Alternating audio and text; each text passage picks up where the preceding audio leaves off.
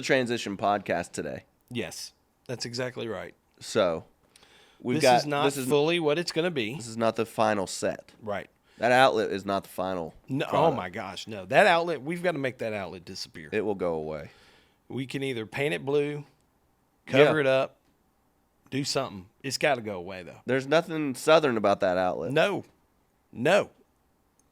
It makes me sad. It makes me angry.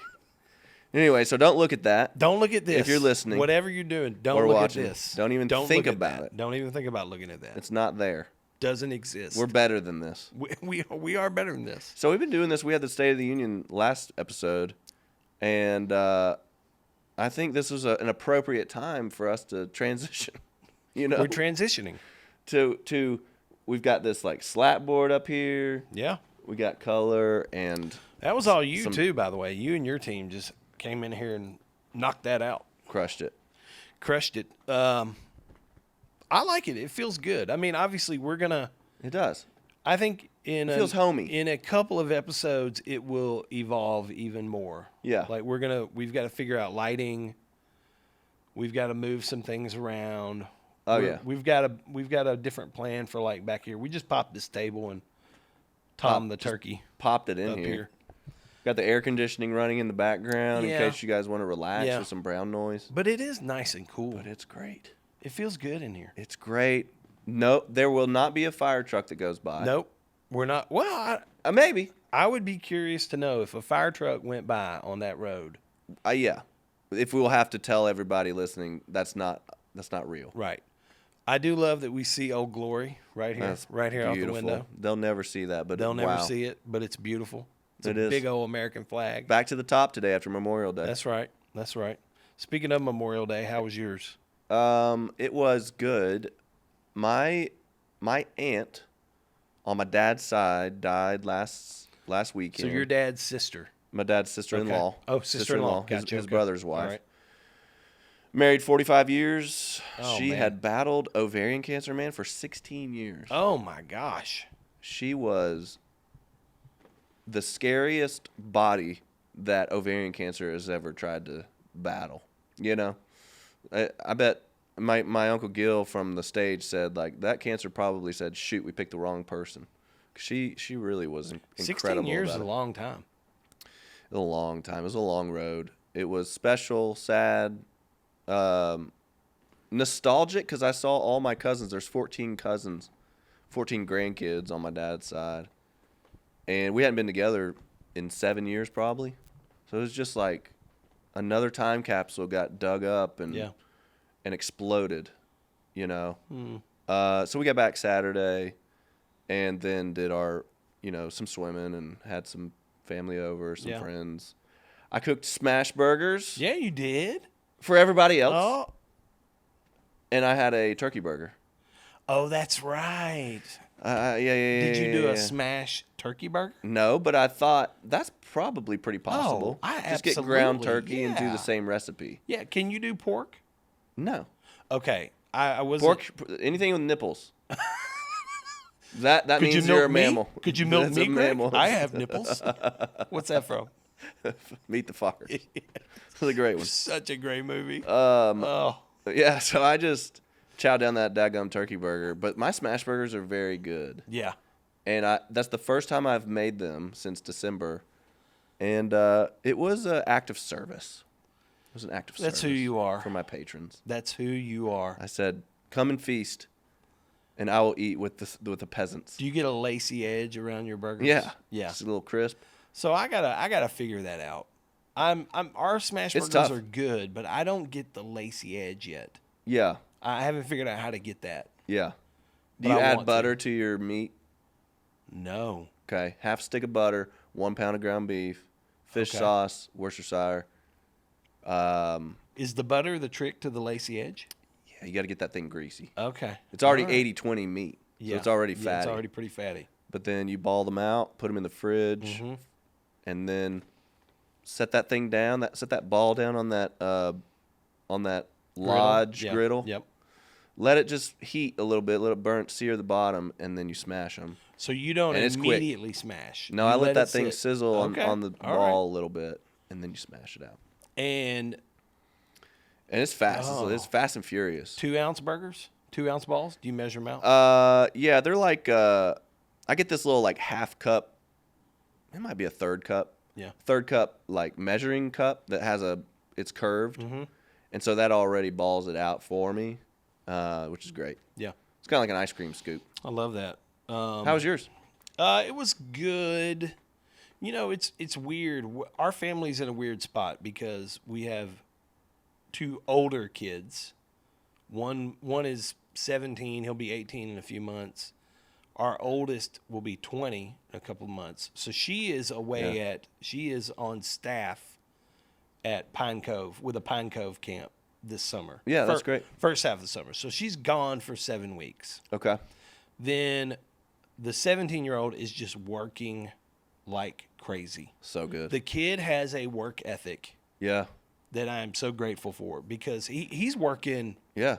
He's doing his schoolwork and he's still working 35, 40 hours a week. Like he's working all the time. There's so much dignity to that. Yeah. There's nothing like getting that check, man. He loves it. Yeah. He'll come say, dude, you won't believe how much money hit my account. I'm like, great, man.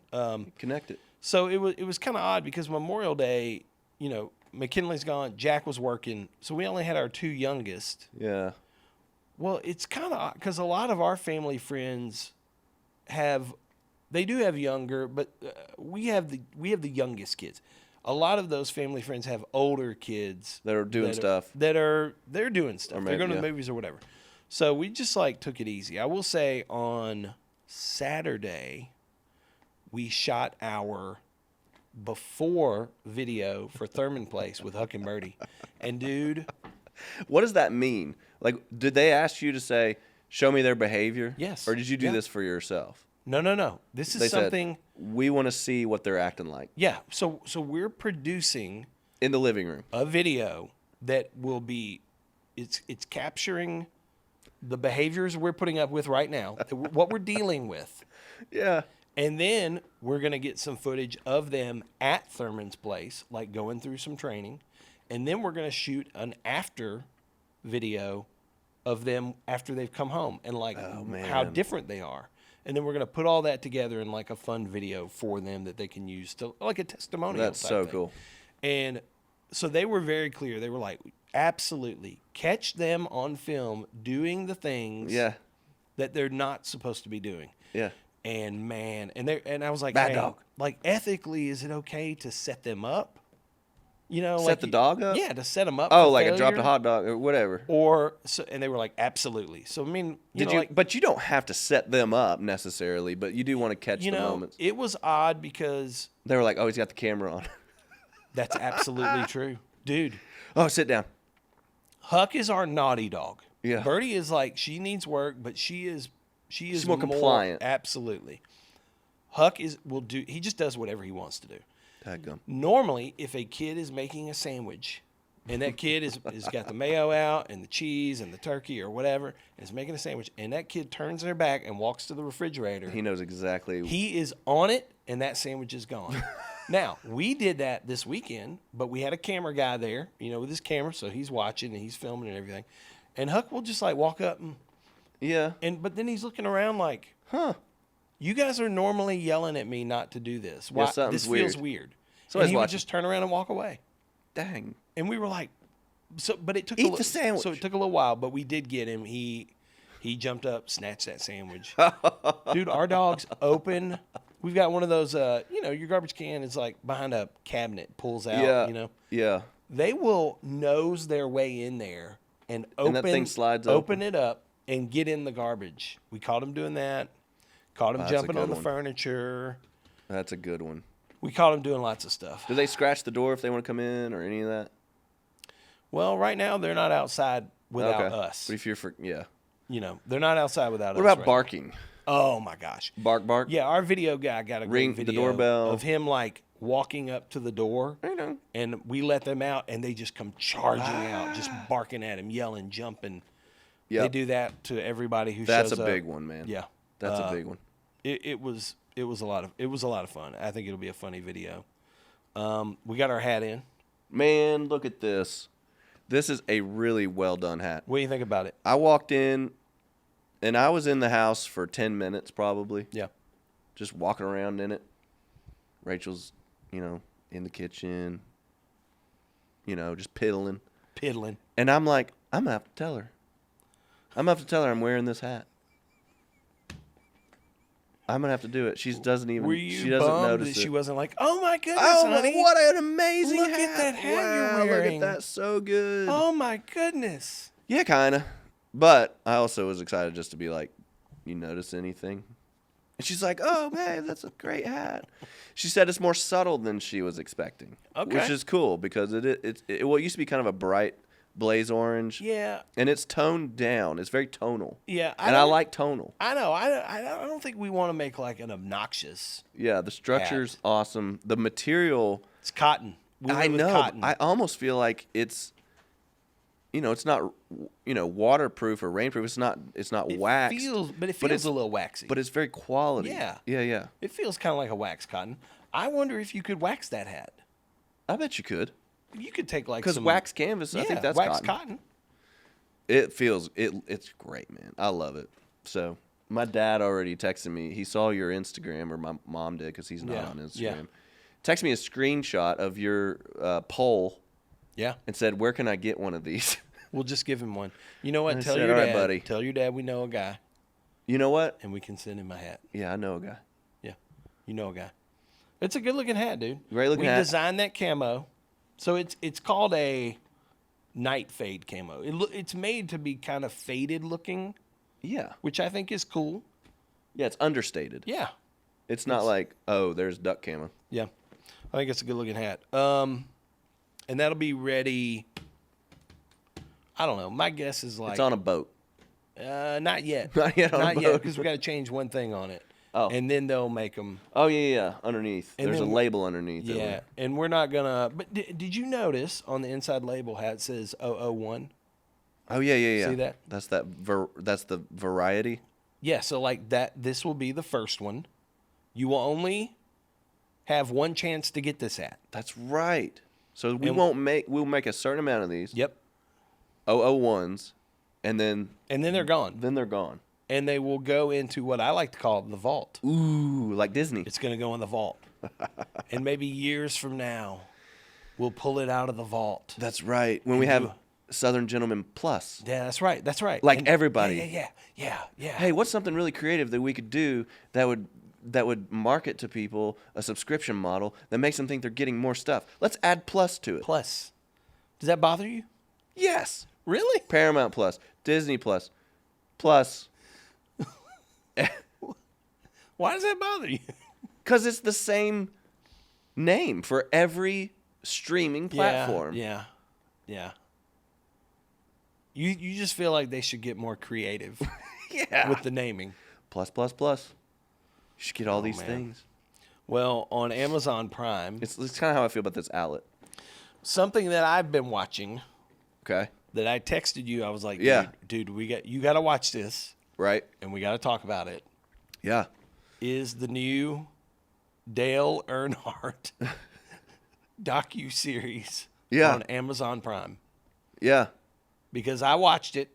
I follow Dale Jr. on Instagram. Okay. As do another bazillion people. Okay. And last week they put out like this little thing, kind of like a trailer, but Yeah. It was like, hey, watch the first 2 minutes of this because it had come out. And so I got hooked and I went and watched it and I was like, hey, dude, I think we should talk about this. Because you didn't grow up paying attention to NASCAR. My history with NASCAR is pretty non-existent. Okay. That surprises me a little bit being... I just thought it was cool that the Cup Series was named after me. It was named after me. But I was born in 86. And so as I'm watching this, I'm like, wow, he started in 79 or 80 and then he started to hit his prime when I was born. Yeah. Into the early 90s. And then his last Cup Series, I think it was like in 96 or something. But I don't know NASCAR at all. Yeah. If I started to try to tell you about it, it would be all preconceived biases of what I'd be stabbing in the dark. What would be some of those? I know there's a ton of money in it. I know that it's extremely dangerous, and I don't think I have the proper amount of respect for the actual talent that it requires to do it. I don't think I was interested in it because I've never really like appreciated the talent.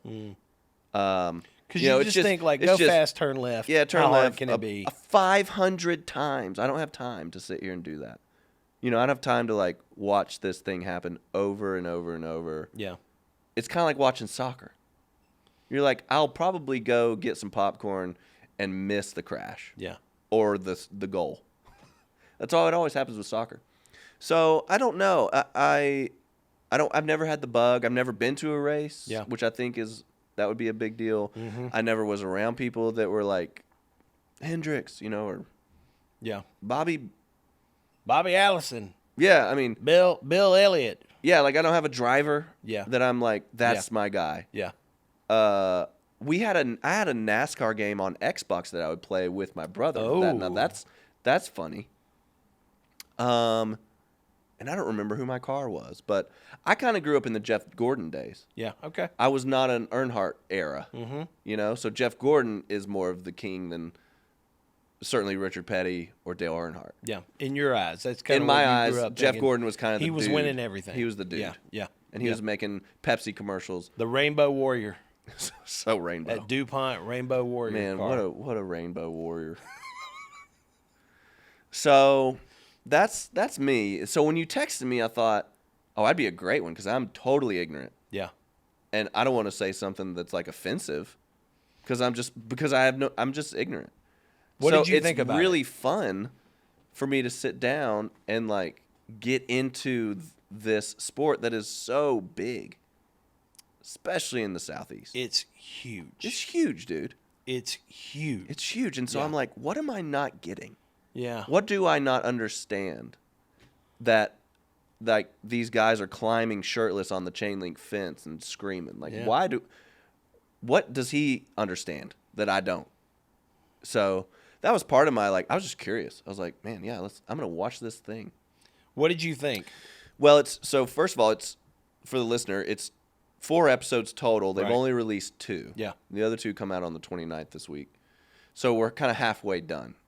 And so I really realized that, like, there is a culture around it that is so passionate about adrenaline. It's adrenaline and mechanics. You think that's what fuels it? Mechanics and speed and there was so much contention. Like there are a few friends on the track and mostly enemies. It's like we're all in this, but there's a lot of anger and emotion that goes into this racing stuff. So I think just the race, for me, what I realized, just watching them go around the track a bunch of times, that's not it. There's so much to learn about the dramas between the crews and the histories of the crews. And that guy, now he owns that racing crew. And that guy used to, have beers with Dale. And, so there was like friendships and enemies and people moving around and sponsorships. Yeah. The Wrangler guy was being interviewed on there the whole time. What an amazing, these guys switch sponsors, and there's just stuff, there's bridges burning down and being built all the time around the sport. Yeah. All the time. And then, so that's just the sport. I love people's stories. And this was about Dale Earnhardt's story as much as it was racing. We went through his childhood. We went through his relationship with his dad. We went through all his marriages, his kids that he had. He had a kid at like 18, and then he didn't know that he had a family until 16. Yeah. That was crazy. He comes in the living room. Dale's just like, hey, here's your brother. Your half-brother. Yeah. They're like, oh, okay. I didn't realize he'd been married 3 times. I knew of 2. His last 2 Yeah. I didn't know he'd been married that first time. I didn't know either. And then they dropped this bomb right in the middle of it. Like, Yeah. oh, he's also got a 16-year-old. Yeah. And the 16-year-old's finding out from his mama who it is an amazing he's an eclectic one-track mind guy. Did you hear that pun? Yeah, I did. He's a one-track. That was a good one. I'll say this. What I started to see was a guy who couldn't give up on this one thing that I think is impossible for a man to not completely identify as. Like even Dale Jr., one of the things he said was when he was real young and he was starting to come out to the pits, he got a uniform. Yeah. And so then he started to see his dad again after he sent him off to military school. I mean, wow. What a dynamic. But he's saying, I'm seeing my dad like up on the podium and stuff, and he was half my dad, but the other half like this fictional character. He said a fictional superhero character. Yeah. And I wonder how much Dale thought of himself as a fictional character, and how much of he thought of himself just as like a dude from North Carolina who just worked his way up. But it became everything. I don't know. It was fascinating to see this guy's success in his professional life, and then his kids and the way that they would talk about him, and the contrast of like what a king of racing, and his kids are like, I mean, there's a lot more to that in my perspective, you know. Yeah. And I think that's the stuff that I really loved about it. It was. There's a lot of sadness in it. A lot of sadness. A lot of sadness. That was the a lot big of brokenness. Thing. That was the big thing that stuck out to me is even at I think you would think from an outsider looking in, a guy who wins 1, 2, 5, 7 championships, who is at the pinnacle of what he does, who is the most well-known, most popular driver of this sport at that time, and just how much it wasn't enough. It was never going to be enough. It was not enough. And when he won 5, he was thinking about 6. Yeah. That level. Well, and the thing is, like... And he would say that.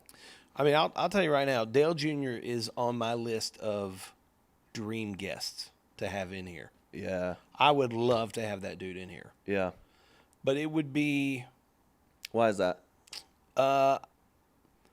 Well, one of the things that I think became clear to me watching this, and I can think of a few dudes who I think fit into this category. I think Peyton Manning fits into this category. I think Nate Bargatze fits into this category. Uh-huh. You look at these guys, I think Dale Jr. fits into this. I think you would normally think of them as like dumb jock, dumb athlete, dumb comedian. Mm-hmm. But I think they're really, really smart about what they do. Yeah. Really smart about what they do. Right. What they say yes to. In their craft. Well, even outside of that. I mean, you look at too. Peyton's life outside of football. He's created Omaha Productions. He's produced, I think, some really interesting, creative content around the sport that he loves. Yeah. I think Nate is doing a similar thing for comedy. Yeah. And I think Dale Jr.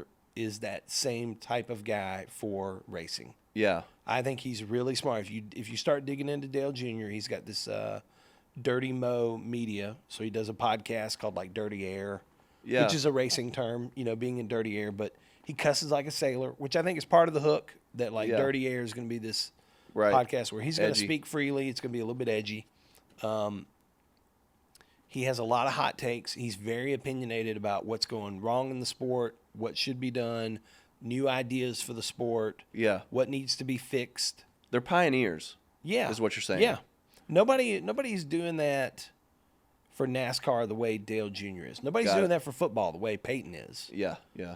I don't know of another stand-up comedian who's trying to build like a hub of, bringing up new content creators, new comedians, Yeah. Nate started a podcast network. Like, he's very focused on doing things that promote his craft. Not just the one trick. But not just, it's going to be me. He's building... I'm just racing. He's building a universe around him that's all focused on that. Right. Peyton's doing the same thing for football. Dale Jr., I think, is that dude for NASCAR. Okay. Which was interesting for me to kind of think about and go, okay, yeah. And just, who else would it be? I mean, he's Dale Earnhardt Jr.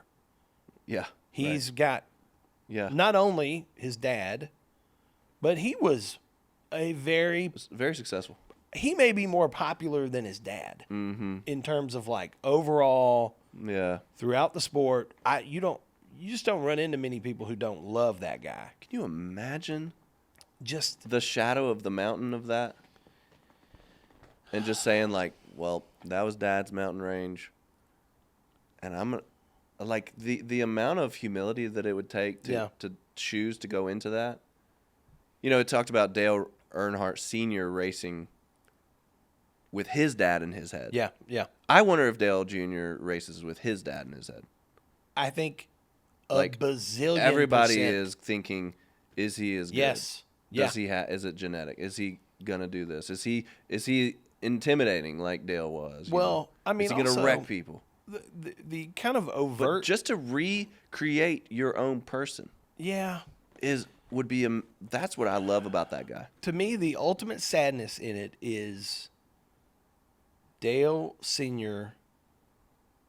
was chasing the approval of his dad. Yeah. And I think Dale Jr. is chasing the approval of his dad. Okay. And dude, I think it's kind of overt in this docuseries. Like, they're very candid with everything else in Dale Sr.'s life. They're very candid. Came second to winning races. Everybody said the same thing about that. And I think even he said it. Like, I have sacrificed family and personal relationships and, being a dad. Right. Being a husband. Yeah. Being a good friend. All for the pursuit of this thing. Yeah. And just, if your kids grew up knowing that dad's number one thing is real estate. Right. Everything else, our secondary. We come second to that. I just don't know how that affects a kid. That's incredible. And said out loud. It wasn't just, obviously it was absorbed and seen and experienced that way. Yeah. And then what was very striking to me was once Dale Jr. and his older sister were older, Dale had another kid, another baby with his wife named Taylor. Yeah. And the way that they talked about his mannerisms around her was very interesting to me because he was very different, very like loving, very engaged with that little girl. But this was after a certain amount of success, and that spoke to me. I took away that he had reached a certain level of success, and maybe inside of him he thought, you know what, I want to do this differently than I did when I was just climbing the ladder. I wonder if he ever went to his older kids though at some point and was like, "Yeah, now I'm sorry. Yeah, I messed this up." Yeah, because what I like about this series, I think it's really well done. Like, it is really well done. It's well done. It takes you right into whatever they're talking about. Oh, man. And then, two, I don't think they're trying to portray him as a saint. No. I think it's just reality. I think they're being honest. I want to see the reality of it. I think they're being honest about... Oh, yeah. I mean, it's like, oh, wow, he said that. Yeah. I mean, me watching it, I go... he was kind of a jerk. Yeah. He was kind of a jackass. Yeah, yeah. Like, I don't know that he was a very nice guy. Now, obviously, I didn't know him personally. No. And in the early years, that's what made him successful. Yeah. And earned his reputation of the intimidator. And nobody in NASCAR, it was a respectful sport. Yeah. It was respectful. So when he started wrecking people to win... there was no rule for it. He got fined $10,000 one time, and people were like, what? But then he was about to win Richmond or something, and I forget who it was. One of his rivals clipped him. Yeah. Took him out, and he won. And he got pissed. And he was so mad. And it's one of those classic narcissist lines where he can't take his own medicine, and everybody saw it. Yeah, and they were honest about that. Even his own crew and team were like, hey, you can't do that. He could dish it out, but he couldn't take it. He couldn't take his own crew, you know? Yeah. So what a guy to reckon with on and off the track. I saw him race one time. You've been to races? Oh, yeah. Okay. I didn't know your history with it. Yeah, I grew up. I mean, my dad was a big NASCAR fan. He was a Bill Elliott guy. I think Bill was the number. I should know this. 8. Okay. 88. I don't remember. Yeah. But like my dad had, and probably still has, a large collection of Bill Elliott NASCAR memorabilia. Yeah. Like I mean, I know this stuff just from my dad. Bill Elliott was called Awesome Bill from Dawsonville. Yeah. Because he was from Dawsonville, Georgia. Okay. And I mean, I know my dad has visited Dawsonville, Georgia. He took me there one time. And so did you grow up going to races? I've only been to 2 races with my dad. Okay. Which were both Talladega in Alabama, which the most redneck experience I've ever had in my entire life. Yes. And I think the picture I have when we were there, I mean, I'm wearing a cutoff, sleeve shirt. So good. Jeans, shorts. Which is very appropriate. Sitting in the grandstands. We didn't have money, I mean, we were middle class at best. Just amongst. And we were sitting on the metal grandstands just baking in the Alabama. Was this in the early 90s? I tried to figure that out watching this because I was like, when did I go to... Yeah, I had to be 10 to 12, so somewhere between 87 and 89. Okay. Somewhere between. So they were still racing those old style. Oh, yeah. And, like, I would love to be able to pinpoint what year, because I don't remember who won. Yeah. I just remember being there twice. That'd be cool. But I would love to know who won the races that I was at. Yeah. Is there a chance he won that race? Yeah. I don't know. Well, that's cool that you could track it. The most redneck experience I've ever had. Now, when I got a little bit older, probably late 20s to late 30s, there was probably a 10-year stretch that me, Bill, Blake, Brian, a couple of other guys, we got into it heavy. We were heavy. Yeah. We had our drivers. You had your favorites. We had our drivers. Yeah. We bought the merch. We'd take a bus and go to the Bristol Night Race. We went to the Bristol Night Race a couple years. No, that's what I want to do. Dude, the Bristol Night Race. That's what I want to do. Is one of the most iconic experiences I think a Southern man can have. Yeah. It is. Yeah. I mean, have you ever been in that stadium at all? Virginia Tech played Tennessee. That's right. At Bristol. And you went? And I went. So I've seen. Okay. I've seen the Coliseum, the magnitude of it. Yeah. The bowl. And you're just in the mountains, stacked on top of each other. I mean, it is a tiny little place that just goes up. Yeah. And you have 100,000 people. Earthquake. Yes. For how long? I mean, dude. 2 hours. How long does it take? Probably 3. 3 hours of racing. 3 hours of racing, baby. That's amazing. And it's short track, so I mean, it is like tight and fast in the straightaways, braking hard, cornering, lots of bumping. Yeah. It's swapping aggressive. paint out there. Swapping paint. We would rent the little headphones that you could listen to the crews. No way. You know you can do this? No. You can rent headphones, and you can dial it in. You can change the channel and find your driver's channel, and then you can listen to them talk to their spotter, their crew. So like my guy was Tony Stewart. Isn't he the bad boy? He was a little bit of a bad boy. Yeah. The fighter. Yeah. I loved. He was a little bit. He was not as aggressive as I think Dale was. Yeah. But Tony was more on that aggressive side. On the temper side, yeah. He was a little bit of the black hat. You know, I'll go out there. You know, my goal is to win a race, and that's right. I'll do what I got to do. You deal with it. Yeah. But he drove the Home Depot number 20 car. Yeah. And so, dude, I was a Tony Stewart guy. Home Depot, bro. Man, I loved it.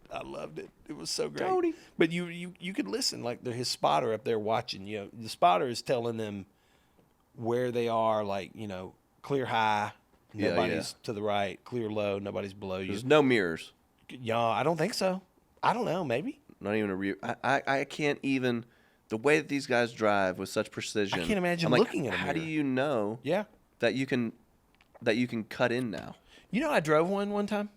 I drove a car. Okay, so you're way, this would be a great docuseries for you. Me personally, I freaking love watching this series. It's great. I love it, dude.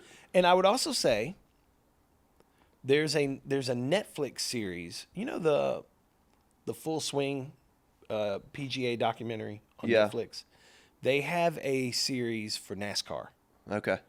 And it's, I don't know, 8 episodes, something like that. But it was really good too. And so it talks to a lot of the current guys, follows them in their life. You know, like what life is like at home, what it's like on the racetrack, and that was really good too if you're into it.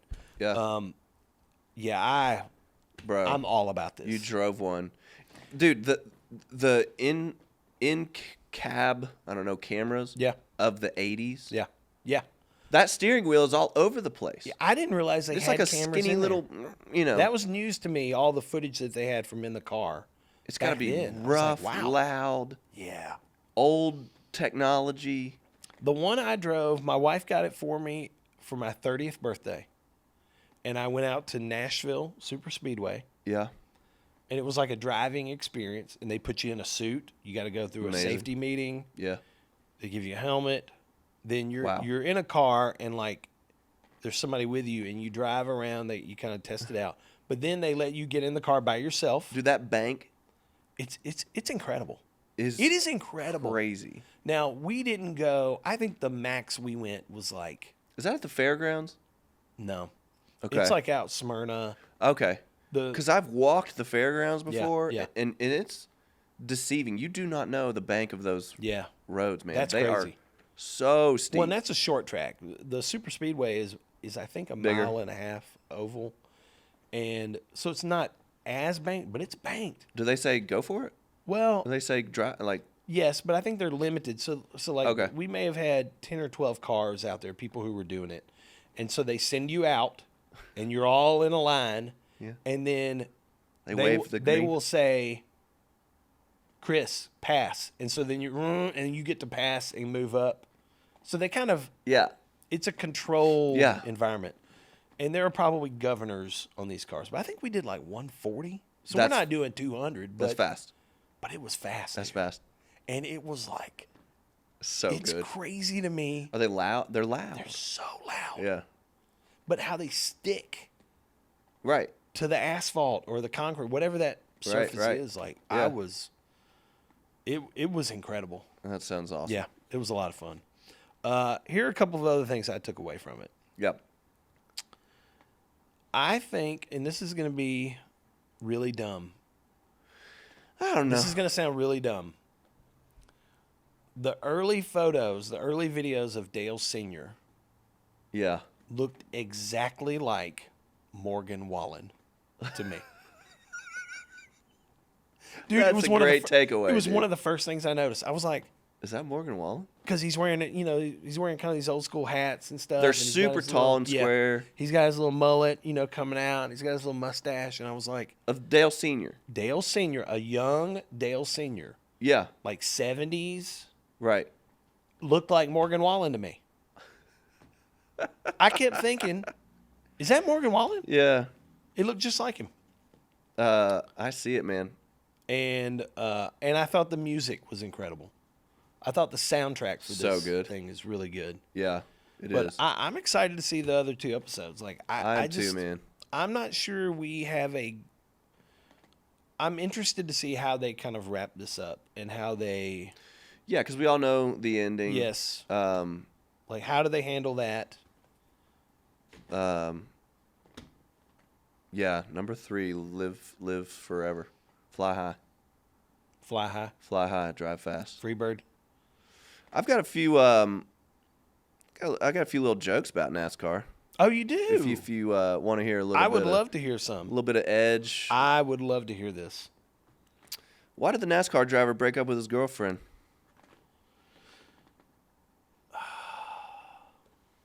I want to come up with answers. But Every time he made a move, she threw up the caution flag.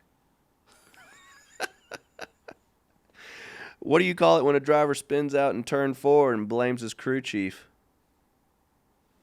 A classic case of premature acceleration.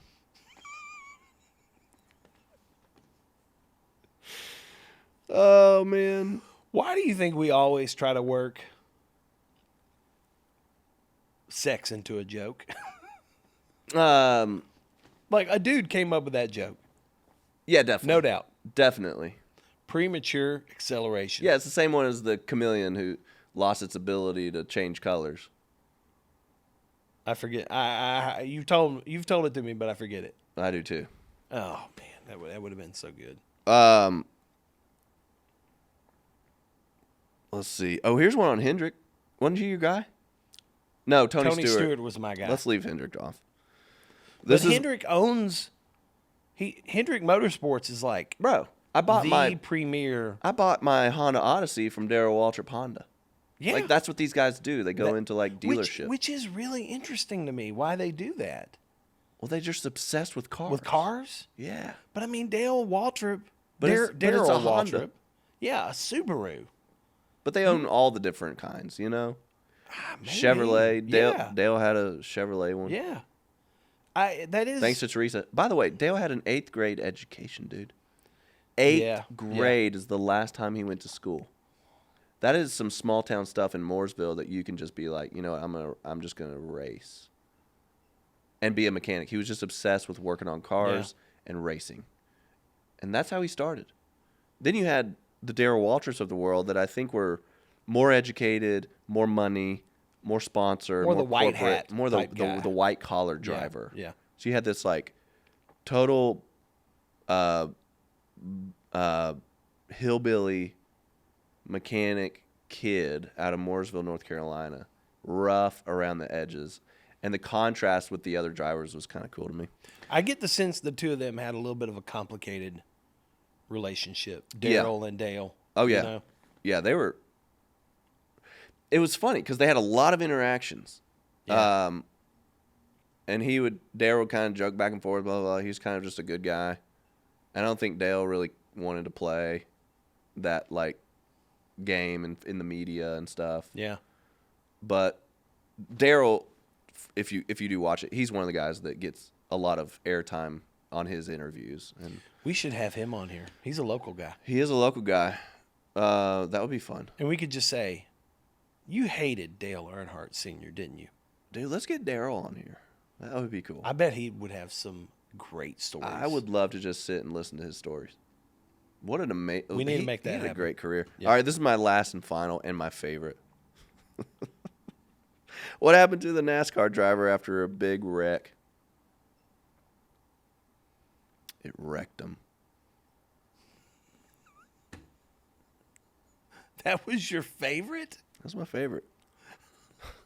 It wrecked him. It's not good. That didn't hit well. No. Do you have a mailbag somewhere? It's behind me. Is it over there? Can you reach it?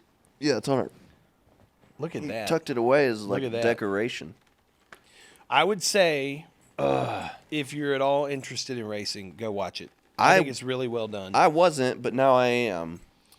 It is on Amazon Prime, and I think this is kind of part of Let me that. ask you one more question. Yeah. I think I'm more interested in the 80s and 90s racing than I am today. Why is that? It feels so polished. The safety mechanisms are obviously way more advanced. When I was watching 1986 Winston Cup Series, it was raw. Like, it was just like, you're going out there and you know this might be the last time that you're going to race. But there's so many more rules now and safety measures. Why am I more interested in that than today? Would you say the sport's changed? I think it has. Yeah. Since you've been to Bristol a couple years ago. Yep. I think Is it still just as fun than the old days? I don't know. It's kind of like 80s versus 90s country, you know? Yeah, I went to the Bro rock. I took my 17-year-old to the Nashville race last year. Yeah, last year, about this time last year, and it was another subdued. Yeah, A little more subdued. Yeah. Or something. yeah. I don't know. I would 100% agree with that. Okay. Now, I have been paying attention to this. Kind of goes back to the Dale Payton comparison, because I think I'm not wrong about this. I think Dale Jr. has done a content deal with Amazon. Yeah. So I think that's part of this docuseries, like bringing that to life. And they're gonna stream some races. His production company was a big part of that. Yep. They're streaming 6 or 8 races maybe, and Dale's in the booth for that. You know, on Prime, you can watch that. So you could watch Coca-Cola. So he's not racing anymore. No. Okay. Although I think he's coming back to do like a special thing. Huh. I don't know, dude. Here's the You deal. gonna drive the pace car? He alone has gotten me kind of back interested in this sport, because they're so watching him online, watching his podcast, watching him on social media. There's so many little nuances to like a big deal that he had a couple months ago. He regained the trademark for his number 8 Budweiser car. Yeah. And I didn't even know that was a thing you could lose. Like, how could you lose? How could you not? Right. Retain rights to that. And it's like the shape of the 8. Yeah. Yeah. Like somebody else has the trademark on this different shape of 8. He's got it. Oh, we got this one.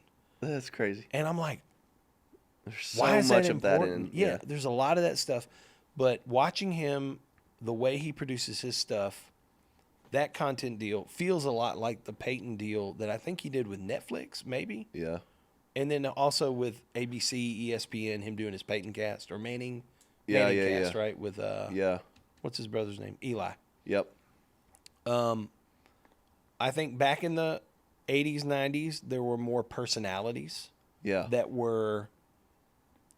kind of grew up the way Dale did, maybe. Like Right. like Tony Stewart, for example, grew up dirt track racing. You know, these little, I don't know what they're called, midget cars, I think is what they call Yeah. them. Yeah. And like dirt track racing and just kind of small Just town grungy. South, you know, Yep. doing that. And I think a lot of these kids these days kind of grow up on video games, Yeah. and they're more polished. Oh, you can do a simulator now. You can buy them. Yeah. And My kids have it in the bonus room right Yeah. now. They just set up a driving simulator Yeah. that's unbelievable. Right. It terrifies me getting in it Yeah. Yeah. because it blows my mind. But I think these kids today are more about the business of it Yeah. and like the money and my image and my sponsorships. Right. And I think back then they cared about that, but it was more about like, It was genuinely. no, I want to beat everybody on here, Yeah. on this track. It was about the parts. It was Yeah. about the car running good. It was, Yeah. I mean, it was. And I've heard Dale Jr. talk a little bit about how the new generation of cars are so uniform Yeah.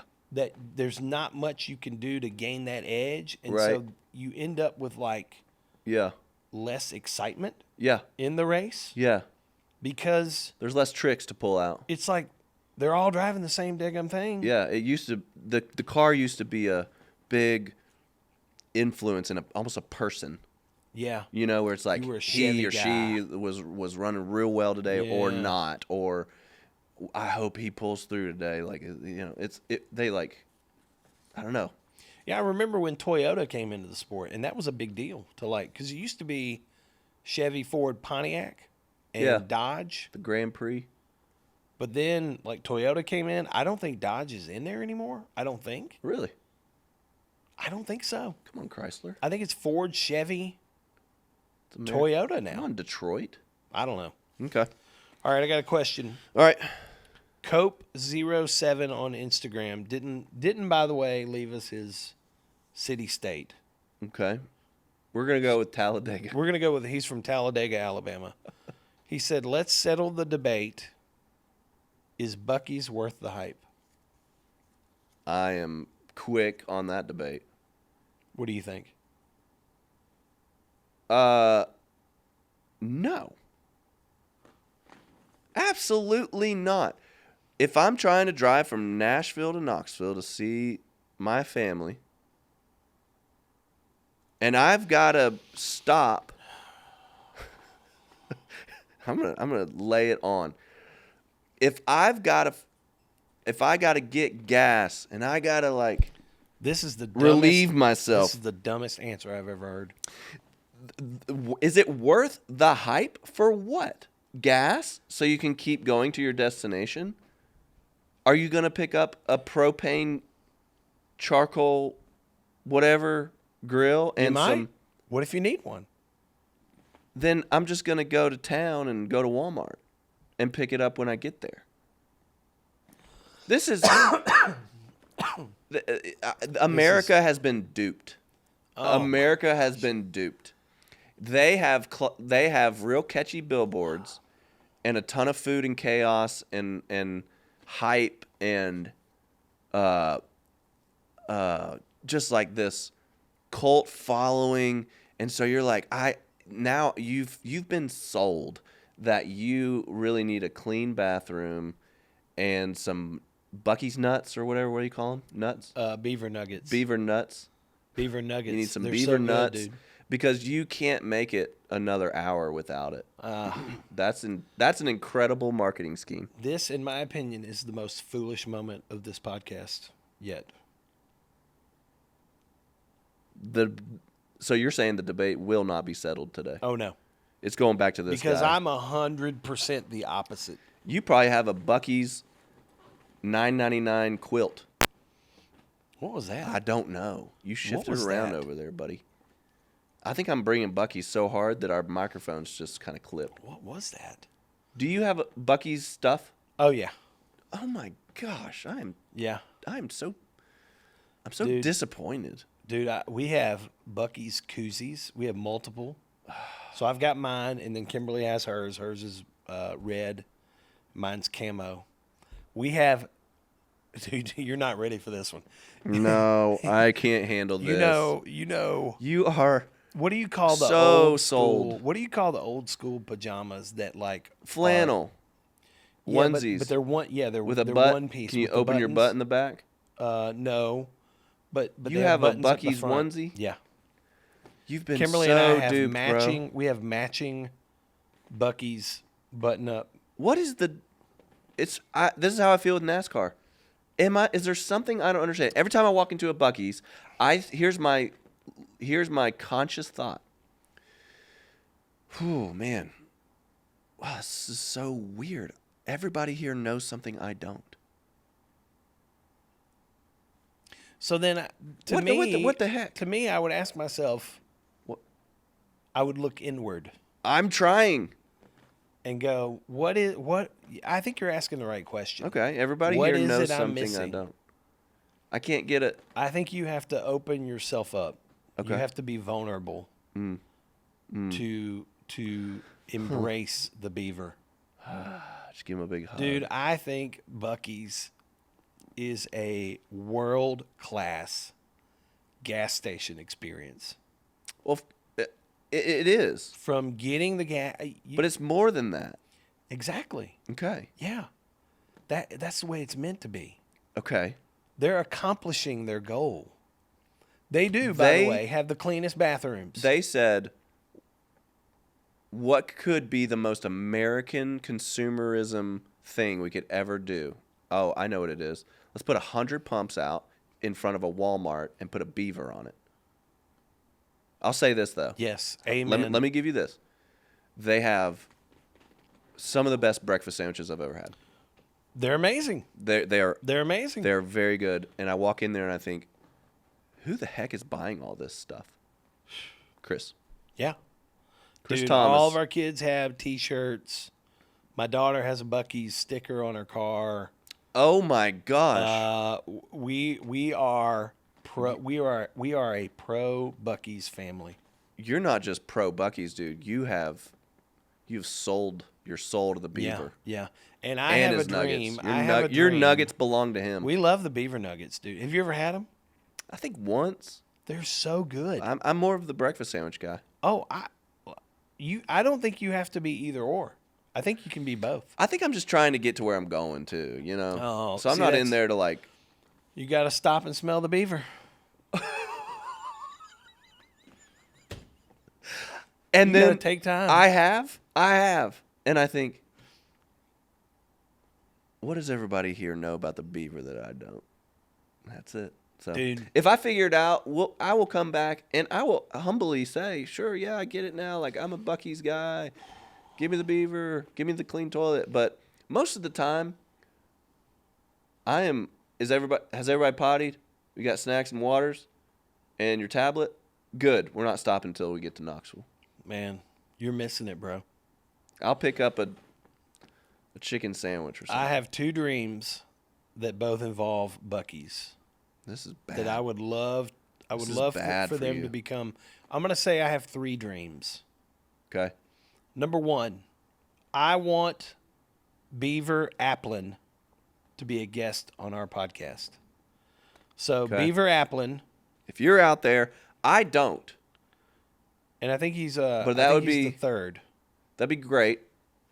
If he said yes, I will happily oblige. Golly, I'm blanking on his real first name now. I think it's Herb. Yeah. I think it's Herb. I think I'd be a great one to poke holes into his marketing plan. Just be like, what in the world are y'all doing? Oh. You haven't got me yet. Bro. You haven't got me yet. Bro, he would wipe the floor with you. I'm looking at that. He would destroy you. This guy is a... But he hasn't. I haven't bought beaver nuts. He's a classic Texas cowboy gentleman. Yeah.